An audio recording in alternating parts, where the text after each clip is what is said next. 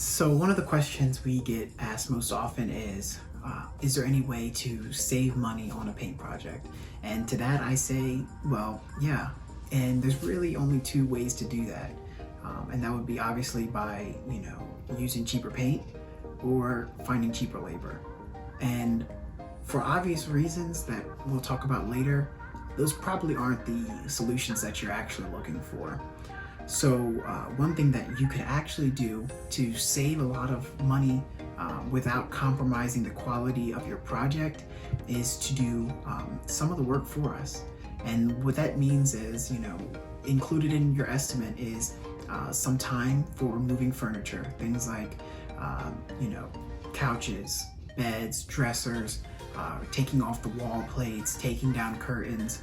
If you were to do those things for us, ahead of time, then that actually saves us a lot of time. And so what we can do for you is, we could really save you somewhere around 10% on a project. Depending on the size of your project, that could be a lot of money. And that's really the best way that we recommend for homeowners who are looking to save a little bit of money on a project. That's usually the best course of action. So the reason we really don't recommend using cheaper paint or cheaper labor, obviously, with cheap paint, it doesn't look quite the same as the higher end paint, and really more importantly, it doesn't last the same way that a higher end paint would. So where you might be looking to paint in 7 or 8 years with a higher end paint, if you use cheap paint, you could be coming back, 2 years down the road looking to have someone paint your house again because the paint just doesn't hold up. Now, as far as finding cheaper labor, obviously, we don't recommend that as well. And here's the reason why.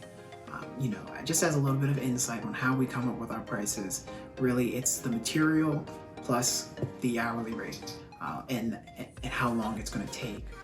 So the material is set by the manufacturer, and that number can't change. So if you get an estimate that's significantly cheaper in price than another competitor's price, usually it's because there's a big or significant difference in the amount of time that contractor is intending to spend on your project. So where one contractor might take the time to cover your floors, cover your furniture, to make sure the lines are really straight, to put down tape to mask things off, another contractor might be able to get his price down if he intends on skipping a lot of those crucial steps. So really, you get what you pay for.